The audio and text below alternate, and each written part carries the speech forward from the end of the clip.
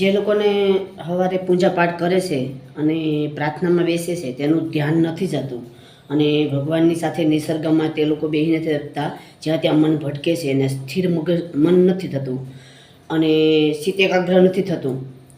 યાની બાળકોની ઇંગ્લિશ ભાષામાં મેડિટેશન જે લોકો નથી કરી શકતા, બરાબર, તે લોકોએ વસુદેવનો પ્રાર્થના કરી અને જે લોકો જે નિસર્ગમાં બેસે છે ધ્યાનમાં સ્થિર, ત્યારે વહેલા સવારે બેઠવાનું.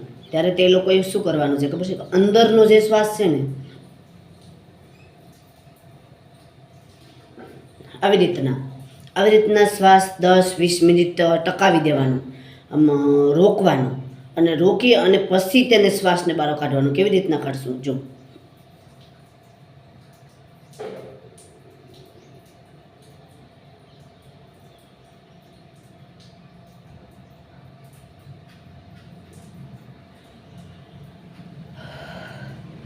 આવી રીતના 10-20 મિનિટ 25 મિનિટ તમે લોકો કરશો એટલે તમારું ઓટોમેટિક મન સ્થિર ભગવાન સામે થઈ જાય અને તમને ભગવાનની મૂર્તિ નિહાળવામાં મજા આવશે અને મૂર્તિ પણ જોઈ શકશે. તમારું મગજ સ્થિર થાય અને જેટલું તમારું મગજ સ્થિર થાય ને એમ તમારું મગજ શાંત થાય.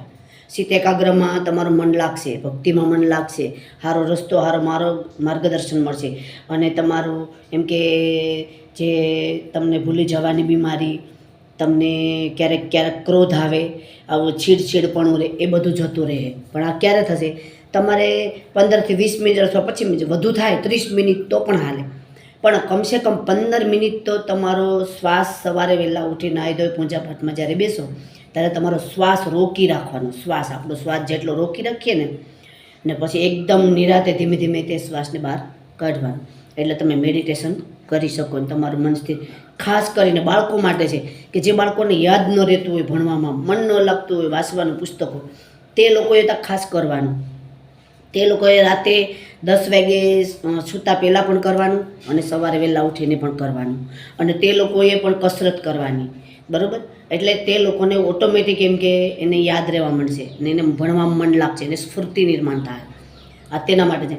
તમારે કમસે કમ સવારે અથવા સાંજના 15-20 મિનિટ શ્વાસ રોકી અને પછી તમારે સ્થિર શાંત વાતાવરણમાં બેસવાનું, એકત્રિત થઈને હાવ શાંત વાતાવરણમાં દરવાજા બારી બારણા બંધ કરી ભગવાન સામે બેસવાનું. અને જ્યારે તમે ભગવાન સામે બેસો ને એટલે તમારું ઓટોમેટિક મન, તમે ખુદ કહેશો કે નહીં, બહુ સરસ બધું યાદ રહેશે અને એકદમ સ્ફૂર્તિ આવે છે, બહુ મજા આવે, બહુ આનંદ આવે છે. તમે ખુદ એમ કહેશો. બાળકો માટે ખાસ છે આ સ્પેશિયલ વિડીયો, મેં બાળકો માટે બનાવ્યો છે. કોઈ પણને કાંઈ પણ રાય લેવી હોય, માર્ગદર્શન લેવું હોય તો મારો નંબર છે 9714003316. કોઈ પણ છોકરીઓ હોસ્ટેલમાં ભણે છે, બાળકો હોસ્ટેલમાં ભણે છે, તેના માટે મેં વિડીયો બનાવ્યો છે. તે લોકો કરી શકે, હોસ્ટેલમાં પણ વહેલા ઉઠીને કરી શકે, નાહી ધોઈને આવી રીતના 15-20 મિનિટ આવું ચિત્તએકાગ્રમાં શ્વાસ રોકી અને ચિત્તએકાગ્રમાં બેસી શકે. ચિત્તએકાગ્રમાં તો તમે કલાકો સુધી બેહો ને તો પણ ઓછું પડે, કેમ કે આપણા ભારત દેશની અંદર એમ કે ઋષિઓ, સંતો, ભક્તો આવી રીતના વર્ષો એમ કે ગુફામાં જાય અને ભગવાનનું ધ્યાન કરે છે.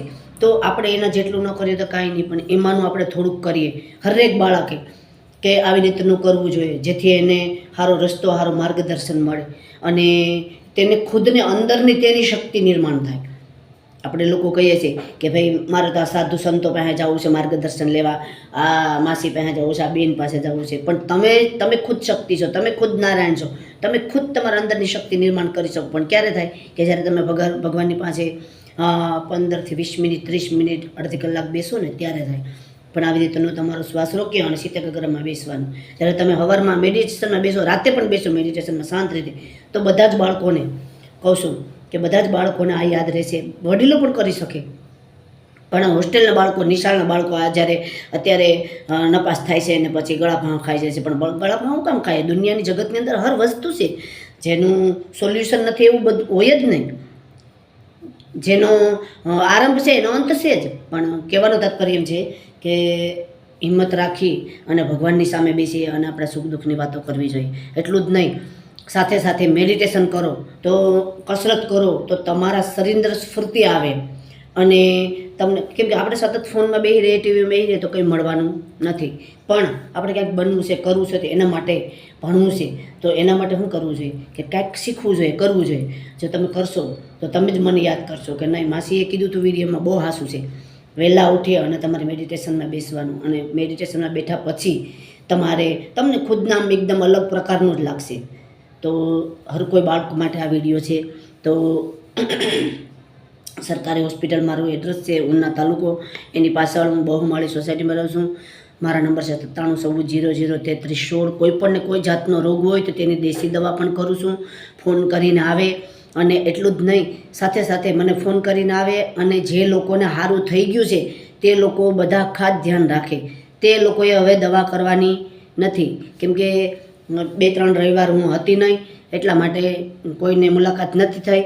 પણ કોઈ પણને કાંઈ પણ તકલીફ હોય તો તે આડો રસ્તો ન પકડે. તે મારા ફોન કરી અથવા મારા ત્યાં આવી, રવિવારે હું ઘરે હોય બપોરના, તો તે માર્ગદર્શન લઈ શકે. એવું માર્ગદર્શન કે તમને અહીંથી કાંઈનું કાંઈ મળશે એમ. અને મારું કહેવાનું કે જે નિમિત્ત કરી શકે તેના માટે બહુ સારું છે. હાલો, જય માતાજી.